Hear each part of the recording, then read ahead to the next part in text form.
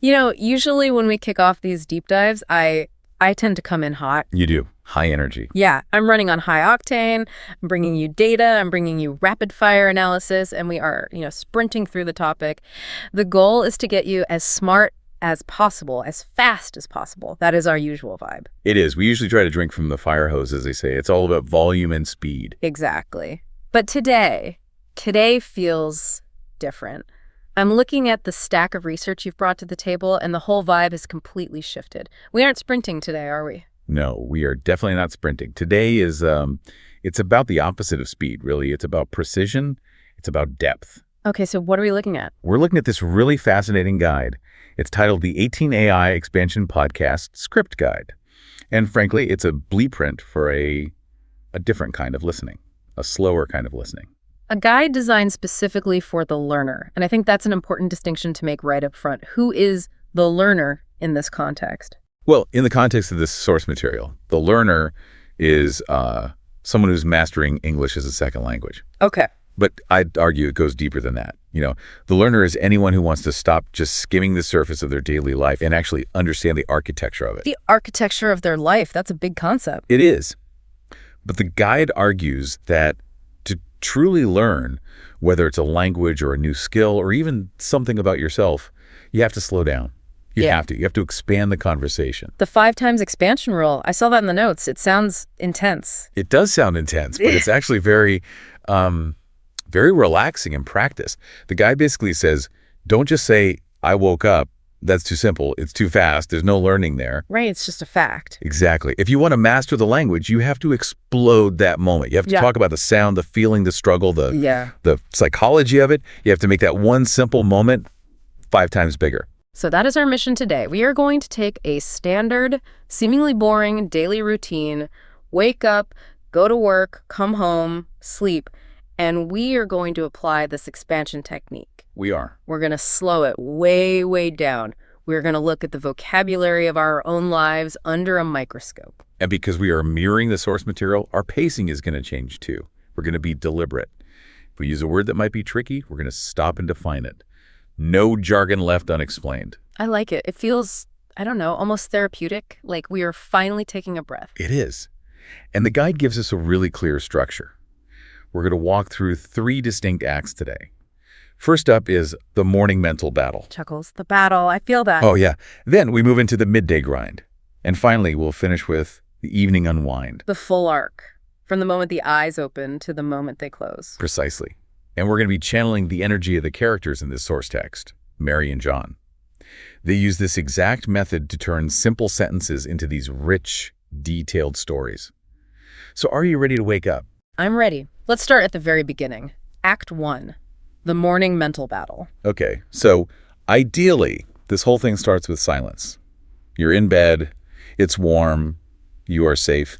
The world hasn't really started yet. That is the best moment of the day. Honestly, if I could just stay in that pre-awake, silent moment forever, I think I'd be a very happy person. But then the intrusion happens. The source material identifies the very first antagonist of our daily story, the alarm clock. The enemy. It really is the villain of the morning story, isn't it? It's the thing that shatters the peace. It is. Now, the guide asks us to do something really specific here. To help you, the listener, retain this word, we need to visualize it and we need to spell it out. But not just spell it, we need to feel the letters. Mm-hmm. This is what the guide calls the spelling interaction technique. Okay, let's try this. I'll start us off. A. L. A. R. Let's pause there for a second. Alarm. That's a word all on its own. Right. A warning. A signal of danger. Exactly. Okay, now the second word, C. L. Oh. Alarm clock. Don't you spell it slowly like that? It takes on a bit more weight, doesn't it? It feels heavier, more ominous. It really does. And looking at the source text, how is this object described? It's not described as a helpful tool that gently wakes you. No. How is it described? It's described as the machine that screams at you. Screams. Mm-hmm. That is such a violent verb for a morning routine. Most people would say rings or beeps or goes off. But screams, that's intense. Well, think about the psychology of it, right? Yeah. You are in a deep sleep. Your brain is off in another dimension, processing memories, dreaming. And then suddenly, this piercing artificial noise, panic. It's an assault on the senses. It is. The source material uses the word scream to capture the pure shock to your system. Hmm. It's not a gentle nudge, it's an emergency signal. That's so true. Whether it's a digital beep on your phone or one of those old school bells with the hammer that physically shakes, it is a scream. It's designed to induce panic. It's designed to make you so uncomfortable that you have to move. It's an adrenaline spike. The source material emphasizes this spelling interaction we just did, breaking the word down, because it forces your brain to stop just processing the sound of the word and start processing the image of it. Ah. When you hear alarm clock, you might just nod. But when you hear ALARM, you picture the device. You picture those red numbers glowing in the dark. You picture the hand reaching out to smash it. Which brings us, of course, to the most dangerous, most tempting button in the entire bedroom, the snooze button. Ah, yes, the snooze button. Such a simple thing, but so much psychology wrapped up in it. Let's spell that one out, too, because it's a unique word. S-O. E. Snooze. Snooze. It sounds lazy, doesn't it? Just the sound of the word. Snooze. It sounds like a slow exhale. It does. To snooze means to sleep lightly for a short period. But the snooze button itself is a very specific mechanism for delay. It's the button of procrastination. The guide has this brilliant psychological breakdown of this button. It describes it as a trap. It says, and I love this line, hitting snooze makes you feel like a winner for exactly 5 minutes. Let's unpack that winner feeling for a moment. Why do you feel like a winner? What did you win? You won time. You cheated the system. The alarm, the screaming machine said, get up right now, and you, with one simple press of a button, said no. You won the negotiation. You silenced the beast. Precisely. It's a momentary victory of rebellion. You are the master of your own fate for the next 5 or 7 or 9 minutes. You bought yourself a little pocket of peace. But the source material immediately follows that up with the consequence. You feel like a winner for 5 minutes. And then you feel like a loser when it rings again. Because the second ring is so much worse, isn't it? The first one is a shock, but the second one is a disappointment. It's a reminder that you failed to get up. And let's be honest, you haven't actually slept during those 9 minutes, have you? Not at all. No. You just drift in that weird, anxious twilight state. You're not fully asleep. You're not fully awake. You're just waiting for it to go off again. That's what sleep scientists call fragmented sleep. It's incredibly low quality. So you are trading your chance at clear-headedness for 5 minutes of low-quality anxious drift. The guide uses this to highlight a short-term gain, long-term pain dynamic. It's a great lesson for learners. The vocabulary of procrastination. I feel personally attacked by this section of the research, honestly. I have to confess, I am a serial snoozer. I set 3 alarms. 3 alarms. Oh, yeah. 7.00, 7.15, and 7.3 day. The 7.1 alarm is just a warning shot. It's just to let me know that the battle has officially begun. The 7.15 is the real deal, and the 7.30 is the panic button. See, the source material actually have a profile for you. It links this kind of behavior to a specific personality archetype. It introduces 2 idioms that are absolutely essential for English learners to understand cultural identity: the night owl and the early bird. Okay, let's define these because people use them constantly in English-speaking countries. They're like personality badges. They really are. And let's start with you, the night owl. Let's spell it. N-I-G-H-T. Then O-W-L. The bird of prey that hunts in the dark. That's me. In human terms, the guide describes this as someone whose brain is effectively still on the pillow in the morning. That is the most perfect description I have ever heard. My body might be in the kitchen making coffee, my legs might be moving, but my brain is definitely back on the pillow. It hasn't clocked in for the day yet. A night owl comes alive when the sun goes down. Their energy peaks at 9:00 p.m., 10:00 p.m., even midnight. That's when they are creative. That's when they feel alert. Yeah. But the world, especially the typical 9-to-5 corporate world, is designed for the other group. The early bird. The early bird. E-A-R-L-Y-B-I-R-D. The early bird gets the worm, as they say. Exactly. The guide describes the early bird as someone who loves the 6 a.m. sun. These are the people who wake up without the machine screaming at them. Sometimes they wake up before the machine screams at them. I have friends like this. They go for runs before I've even processed the first alarm. They are cheerful at breakfast. It feels like they're a different species. Well, scientifically, it's a biological chronotype. Some people are just wired differently. But notice how the source material uses this. It asks the listener to identify themselves. This is a crucial part of language learning. It's about connecting the vocabulary to your own identity. You aren't just learning the word bird. You are learning who I am. It's not just learning a word, it's claiming a label. I am a night owl. It explains so much about my behavior. Exactly. And the guide actually suggests we do something radical here. It suggests we leave a white space in the audio. A silence, on purpose, in a podcast. Yes. In our world, in radio and podcasting, we are terrified of silence. We think people will change the channel or think something is broken. But for a learner, silence is where the thinking happens. It's processing time. The guide suggests a 15-second gap for the listener to actually say the sentence out loud. Okay, let's try it. This is a direct simulation of the guide's method. So for you listening right now, I want you to pick your team. Are you team night owl or team early bird? There's no wrong answer. If you love the morning, if you feel that energy from the sun, I want you to say out loud right now, I am an early bird. And if you are like me and you hate the alarm, if your best ideas come late at night, I want you to say, I am a night owl. Go ahead. We'll wait for you. Brief 4-second pause. It feels a little strange leaving that gap, doesn't it? It does for us. We're used to filling every second. But for you, the listener, you just took a passive concept and made it active. You spoke. You participated. That's the bridge to fluency. And if you said, I am a night owl, you just admitted something really important about your daily routine. So whether you are a night owl or an early bird, eventually the snooze button stops working. You have to face reality. And the source material uses a very powerful adjective to describe the alarm clock in this final desperate stage. It calls the alarm relentless. Oof, that is a heavyweight word. Relentless. Let's spell that one because it's longer and it's important for describing so many things in life. Okay, RELENTLEESS. Relentless. It sounds like something from a war movie or a horror film. The enemy's attack was relentless. That's the connotation, exactly. Relentless means without mercy. It means not stopping. It doesn't care how you feel. It doesn't care if you are tired. It doesn't care if it's raining outside and you just want to stay in bed. It keeps coming. The alarm clock has no empathy. It's a sociopath. Zero empathy is a relentless machine, and I think for a learner, this is a fantastic word to have in your pocket. You can use it for weather.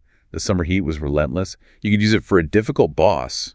My manager's demands are relentless. Yeah. But using it for a simple alarm clock really captures the hostility of that morning moment. So the relentless alarm wins. It always wins in the end. You stop hitting snooze. Now comes the actual physical act, the transition from bed to floor. And this is where the guide brilliantly differentiates between two phrasal verbs that confuse almost everyone learning English. Wake up and get up. They sound so similar. They both happen in the morning. Why do we need two different terms for this? Because they describe two totally different actions.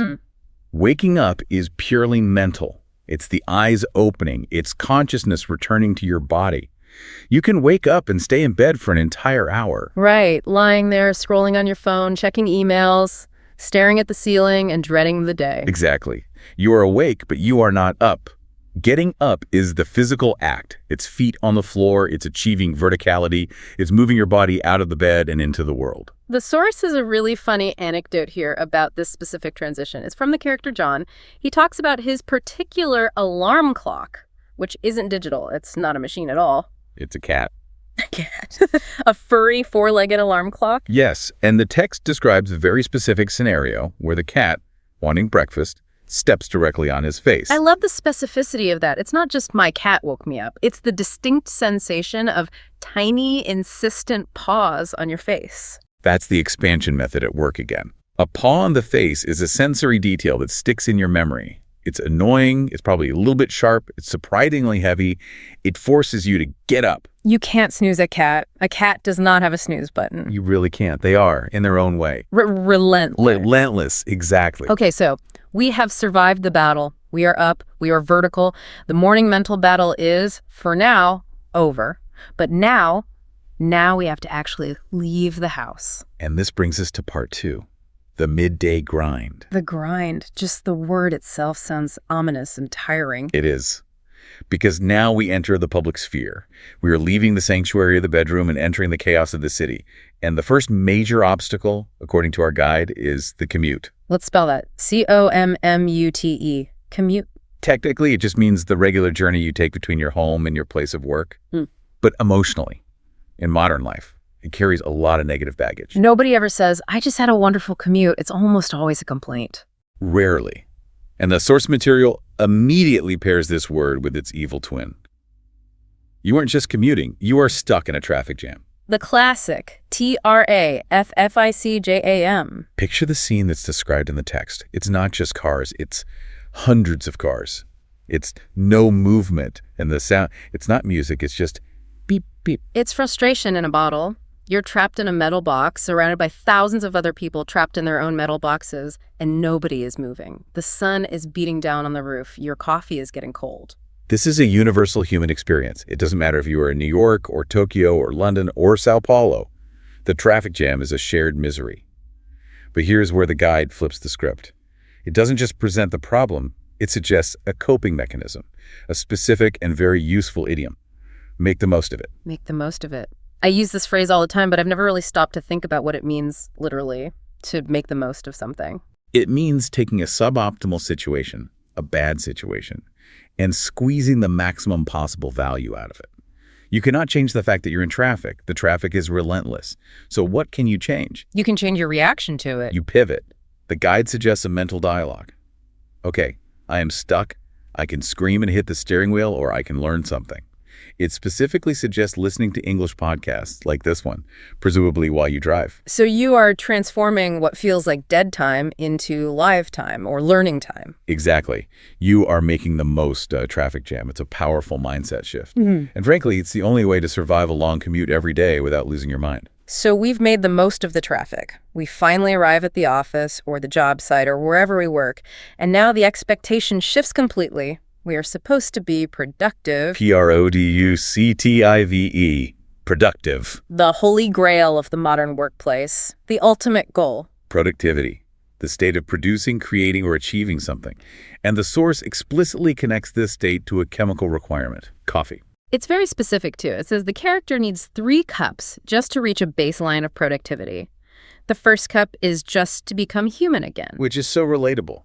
To be productive means to yield results, to get things done. Yeah. It's the opposite of being lazy or stagnant. It's about forward momentum. But what I love about the guide is that it immediately contrasts this structured, caffeinated productivity with a much more chaotic element of life.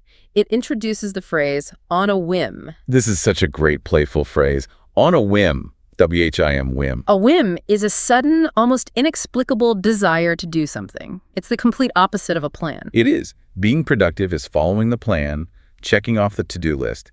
Acting on a whim is throwing the plan out the window because of a sudden impulse. The story in the source for this is hilarious. It talks about a driver who is on their rigid daily commute, stuck in the grind, and then on a whim, they decide to take a shortcut they've never taken before. That little voice in your head that says, I bet I can beat this traffic. I'm smarter than the GPS. That's the whim speaking. It's that little spark of rebellion that says, try something new and spontaneous.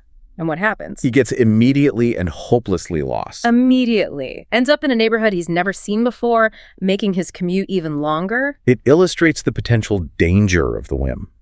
But linguistically, it's such a useful tool for explaining human behavior. We do so many things on a whim. Why did you buy that expensive jacket? I don't know, I just did it on a whim. It's the perfect excuse for any kind of irrational behavior. It's almost a get-out-of-jail-free card for logic. It is. It absolves you of the need for a logical reason. It was just a whim. So we have the structure of work and we have the chaos of the whim, but there's another type of work that's mentioned in this midday grind section. It's not the big career work, it's the small stuff. The guide calls it running errands. R-U-N-E-R-A-N-D-S, errands. It's funny, why do we run them? We're usually walking or driving, not literally running. I think it implies a sense of urgency and movement, a circuit. You aren't just going to one place, you are hitting multiple points. Yeah. The bank, then the post office, then the grocery store. You are running around town. The guide calls this the maintenance work of life, which is such a good description. It's perfect. You aren't building anything new. You aren't advancing your career. You are just keeping the machine of your life running. Buying paper for the printer, paying bills, picking up prescriptions. It's not glorious, but it's absolutely necessary. And this is where the guide suggests a little role play to practice the art of small talk. Because when you run into a neighbor or a colleague while you're out, you don't give them a philosophical breakdown of your life. You talk about errands. Right. Small talk is all about finding safe, common ground.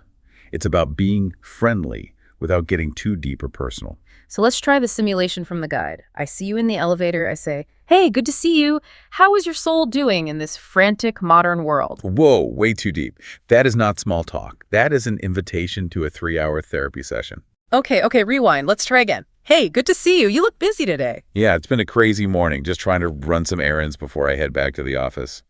You, Same here. Trying to be productive, but you know how it is, this and that. tell me about it. We'll have a good one. You too. See? That was effortless. We used running errands, productive, crazy morning. It's a verbal dance. We aren't really exchanging critical information. We are just acknowledging each other's existence in a pleasant way. It's the lubricant of society. It keeps things from getting awkward. It is. And once those errands are finally run and the work is done, the sun starts to go down, the caffeine from those 3 cups of coffee wears off, and we slide into the final act of the day. Part 3. The evening unwind. The energy shifts completely here. The aggressive screaming alarm clock is gone. The pressure to be productive is gone. Now we're dealing with the aftermath of the day. And the key vocabulary word to describe that feeling, according to the guide, is wiped. WIPED, wiped. The source uses a great visual metaphor here, a very modern one. It says the energy bar is at 1%. It's a gaming metaphor or a smartphone metaphor. You know that feeling when your phone screen goes dim, the power saving mode kicks in, and that little red battery icon starts flashing? That is me at 6:00 p.m. every single day, the flashing red battery icon. That is the feeling of being wiped. It's distinct from just being tired. Tired means you could use a nap. Wiped means you have absolutely nothing left to give. Yeah. You're empty. Wiped is pretty informal, right? It's slangy. Very. You probably wouldn't write, "I am wiped," in a formal report to your boss. You'd say, "I am fatigued." But to your friend over text, "Man, I am wiped," it implies you worked hard and earned this exhaustion. And when you are wiped, you don't want a party. You don't want noise or excitement. You want a low-key evening. LOWKEY. Low key. This is a great piece of modern slang that has basically become standard English now. So define that for us. What does a low-key evening look like? What are its components? A low-key evening is all about being quiet, relaxed, and not flashy. The guide defines it as no loud music, not many people, just a book and tea. It's about minimizing stimulation so your brain and body can recover. So going to a loud concert with flashing lights would be the opposite. That would be high key. Exactly. Staying home in your sweatpants, maybe ordering some food in and watching a movie, that is the definition of a low-key night. Which leads directly to the core verb of the evening, to unwind. UNWIND, unwind. The source provides a really beautiful analogy here to help learners grasp the meaning. It compares unwinding to a metal spring relaxing. Oh, I like that visual. A coiled spring. Think about your day. The alarm, the traffic, the deadlines at work, the errands. With each stressor, you are winding yourself up tighter and tighter like a mechanical toy. There's physical and mental tension in your body.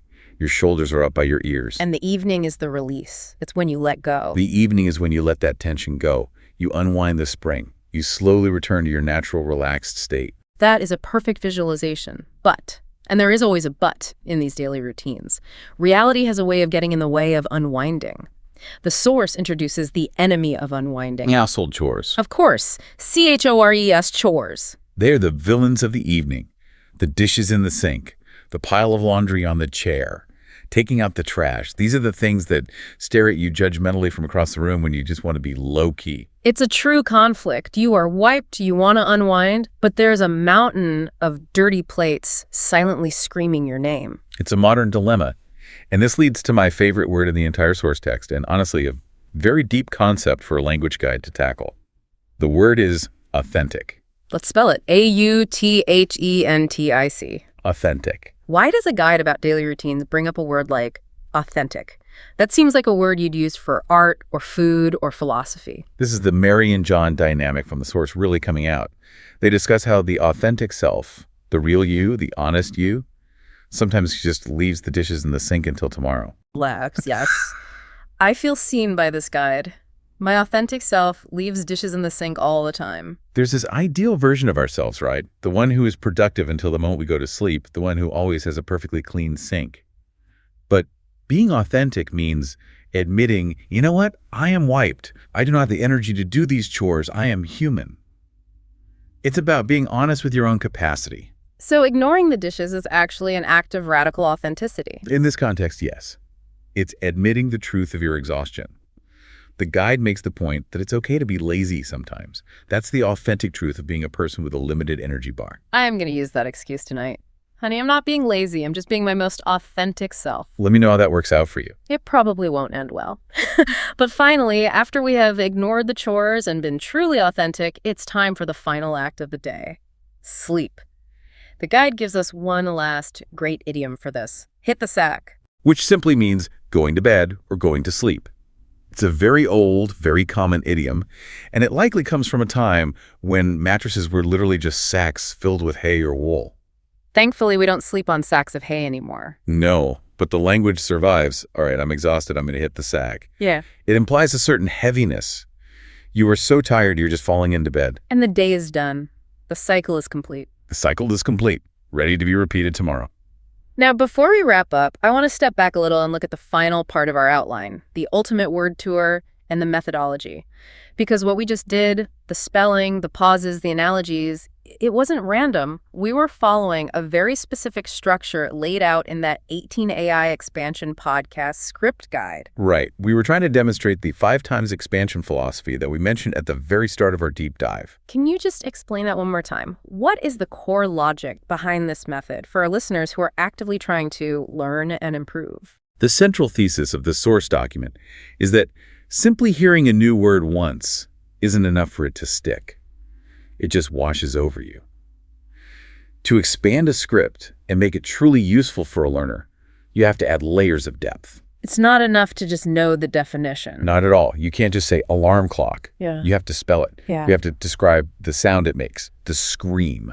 You have to discuss the feeling it creates panic. You have to talk about the psychology of the snooze button. You take one word and build a whole world around it. It's about slowing down the consumption of information to allow for deeper processing. Exactly. We discussed the spelling interaction where we traded letters back and forth. The source explicitly states that this helps with memory. It forces the listener to visualize the word, to see its shape, not just hear its sound. It engages a different part of the brain. And the white space, the intentional silences we did earlier. Yes, the 15-second gaps. In a normal entertainment podcast, silence is dead air. It's a mistake. But in a learning context, that silence is the most valuable part of the entire show. It's the processing time.